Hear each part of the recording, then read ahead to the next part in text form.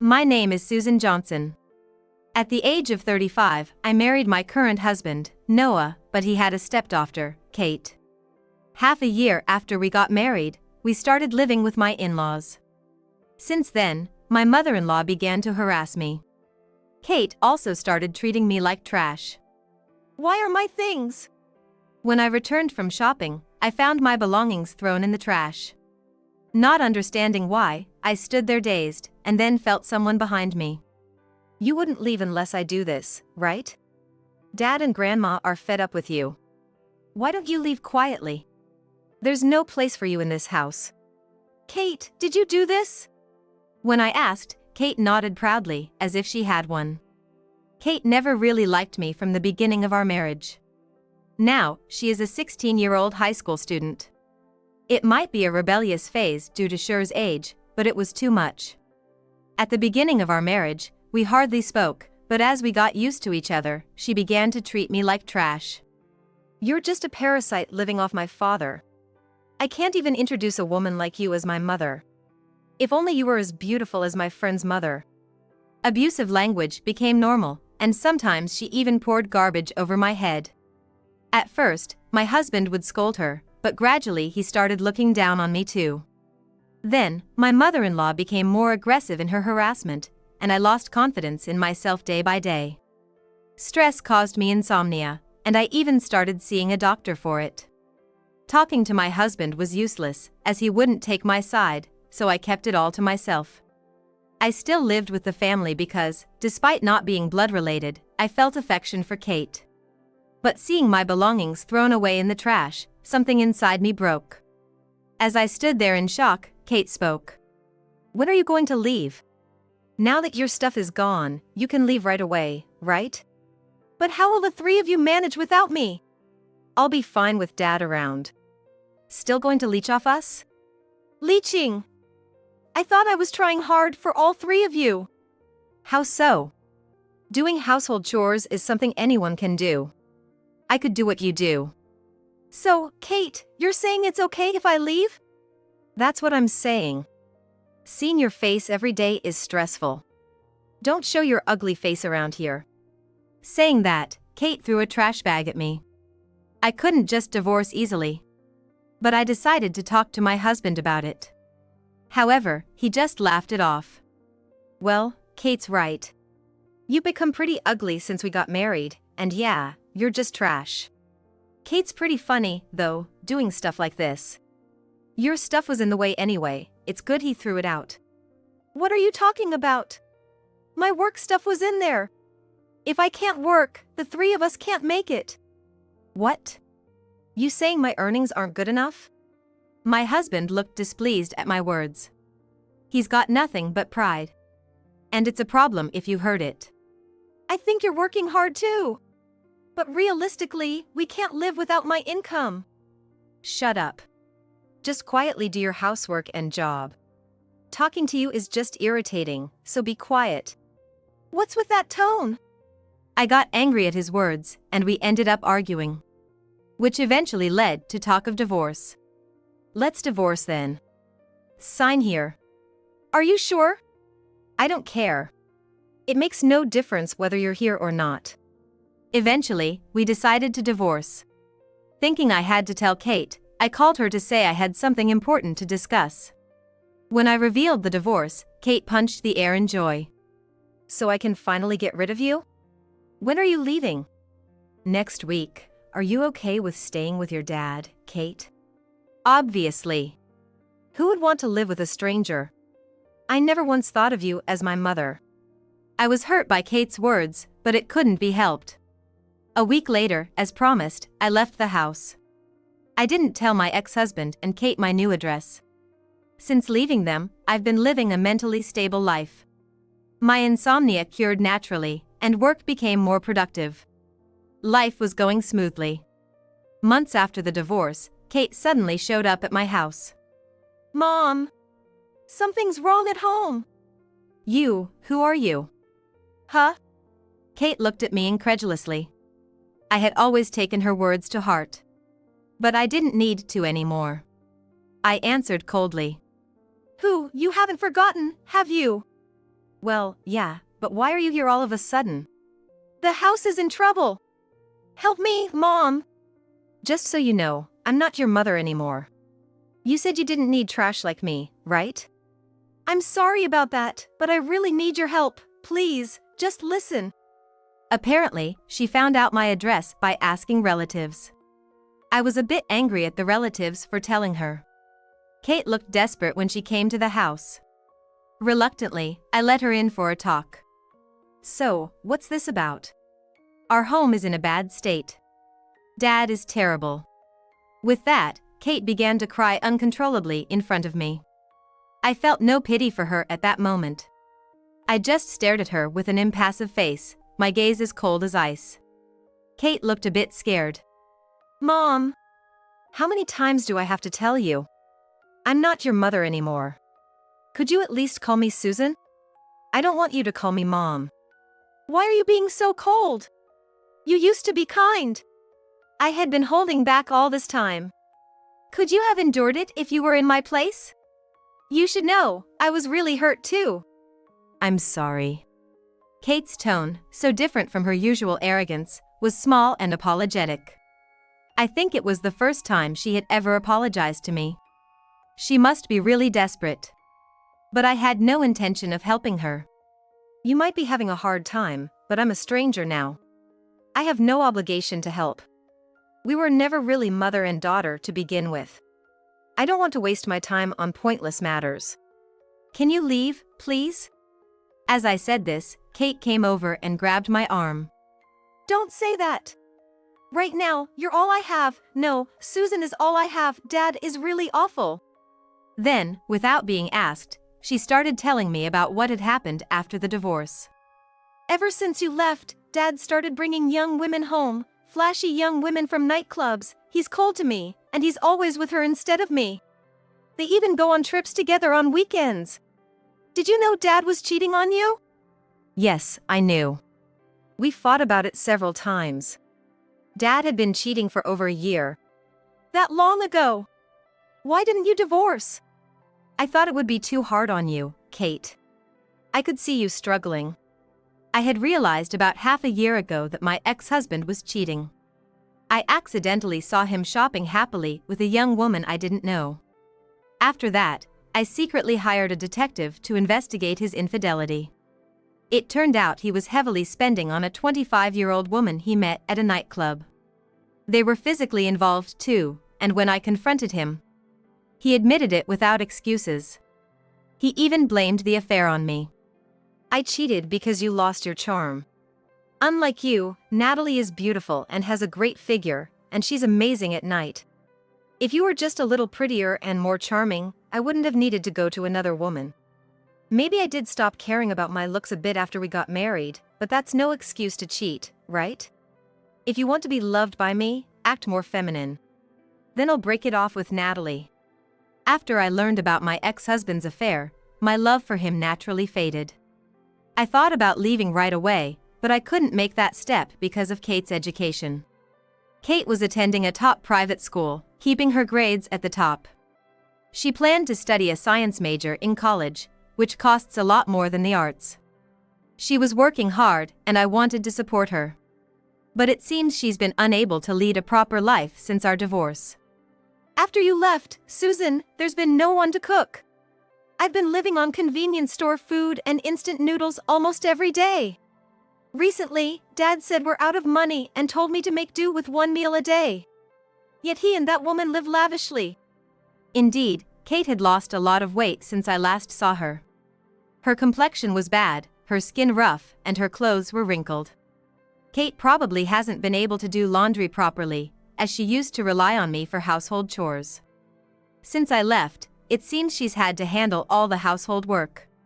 And there was another change in the house. Actually, Grandma's health has gotten worse, and she's almost bedridden now. Dad says he doesn't want to waste money, so he's left all the caregiving to me. Because of that, I can't study, and my grades have dropped. My ex-mother-in-law had always been in poor health when I lived with them. I started living with my in-laws to keep an eye on her health. But she never thanked me, not even once. Instead, she would throw the food I cooked and constantly berate me every time we met. Looking back, I never want to return to that life. I think I endured a lot. While she never complained about Kate, she seemed to be having a hard time with the caregiving. I can't keep taking care of Grandma forever. I have my own life, you know? Dad is just terrible, only thinking about himself. But you chose to stay with Dad, didn't you? It's hard for me to do anything about it. Dad told me to give up on going to college. I've always worked hard in my studies, isn't that terrible? I think you've worked hard, but if Dad says it's impossible, maybe you have no choice but to give up. I can't just give up like that. And Dad even said I'm too expensive to keep around and told me to leave. What are you going to do about Grandma then? She'll have to go to a facility. Dad said it's much cheaper than paying for my college tuition. You're into sciences, and the college you want to attend is private. I think it's hard for Dad to come up with the money. But I can't just give up. I've worked so hard until now. Saying this, Kate began to cry bitterly. I felt a bit sorry for her, but this was the life she chose. There's nothing I can do. Then, looking around the house, Kate asked me something. I've always wondered, how can you afford to live in such a big house? Weren't you a part-time worker, Susan? Actually, that's not true. Huh? I run a real estate company. This property is one of the many I own. A president? I never heard anything like that. I kept it a secret on purpose. Your dad has to be the top dog, right? So he told me to keep quiet about me being the breadwinner. That was the case. So, all this time, you were the one paying for our living expenses. At first, he paid half, but about a year in, he stopped contributing. I've been paying for your tuition too. I never mentioned it because I didn't think it was necessary. Oh my! Kate looked surprised by the truth I revealed. I had been the president of a real estate company since the beginning of our marriage. Back then, I didn't earn much, just a little more than my ex-husband. But about 6 months in, my revenue started to soar, and now I make about $10 million a year. I never expected to be this successful. Of course, my ex-husband knew about my success. As my income grew, he became colder. And likely jealous of my success. Yet he spent my money like water. Later, I found out he was spending it on his mistress. I've already claimed alimony from both my ex-husband and his mistress. I received a lump sum payment from him after the divorce. He paid for his mistress's share too. That's probably why he's strapped for cash now. So, you're more financially stable than Dad, right? Well, I can certainly afford to live well enough. Why do you ask? Please help me.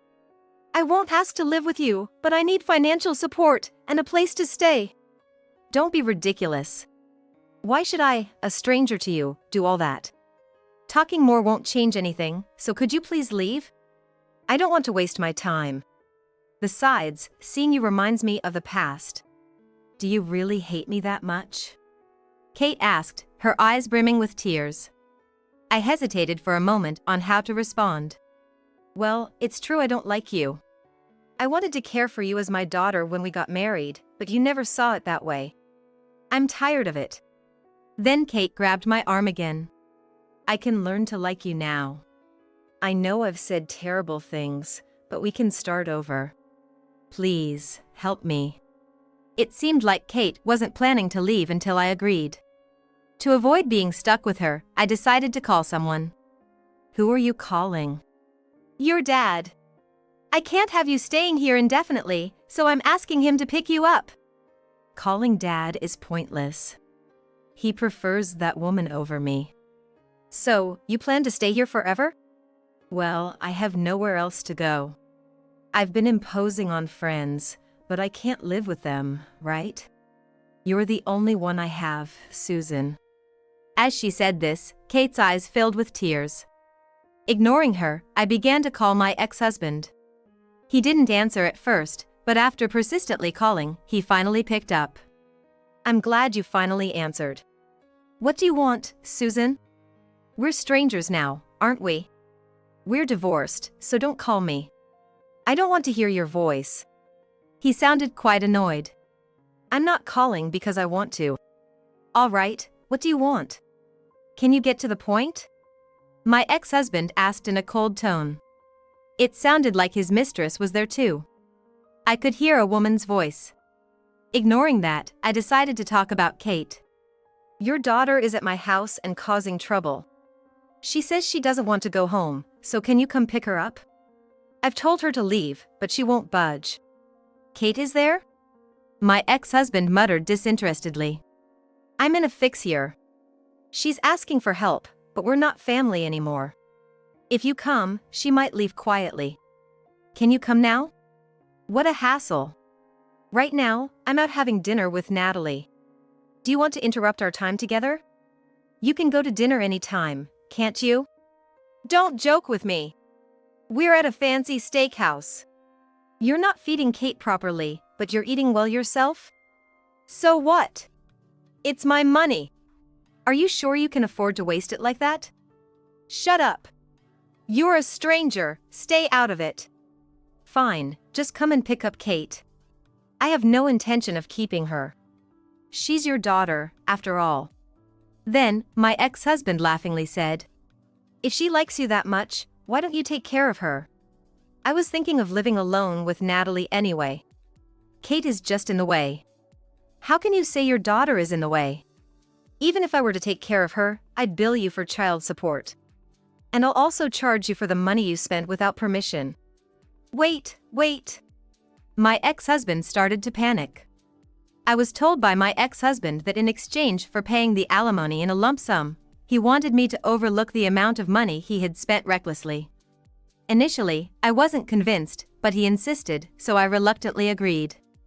The amount he had squandered was about $60,000. Since it was an amount I could recover by working immediately, I decided to forgive it. Fine, I'll come now, just forgive the money. Remember, if you don't come today, I'll send you the bill. Got it. I gave him my address, and he agreed to come and pick her up. My new home was about a 3-hour drive from where we used to live. He finally arrived at night and was shocked at my house. You live in a place like this? Looks like you're doing well. Well, I've been living a bit more luxuriously since I don't have to spend on you three anymore. But this house is too lavish. You were making only around $200,000 a year, right? He didn't know exactly how much I was earning. I never told him on purpose. But now that we're divorced, there's no harm in telling him. I honestly told him about my current earnings. You make that much? You might not have known, but I've been working hard. Now I have a few trustworthy employees, and everything is going smoothly. He looked frustrated. Still as competitive as ever. He's stuck with just the work assigned to him in the company, so no wonder he's not getting promoted. Take care of Kate, then. Kate stood behind me, unwilling to move. It seemed she still didn't want to go back. I sighed in exasperation. Your father has come all this way to pick you up, so please go. You don't belong here. As I spoke coldly, Kate started crying with her head down. But my ex-husband had a different idea. If you're making $100 million a year, you must have money to spare, right? Then help us out. What? Why would that follow? We were a family once, right? Shouldn't you have some feelings for us? We're about to go bankrupt here. I can't even buy Natalie the things she likes anymore. If you're short on money, why don't you get more work? Your company allows side jobs, doesn't it?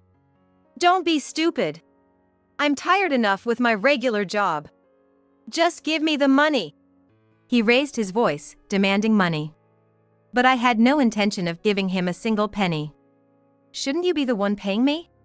Have you forgotten that I forgave $60,000 you squandered? But with $1 million in earnings, a little bit won't hurt, right? You probably don't even have a use for it. Even if I make that much, a good portion goes to taxes. And I don't have extra money to waste on you. Just take Kate and leave.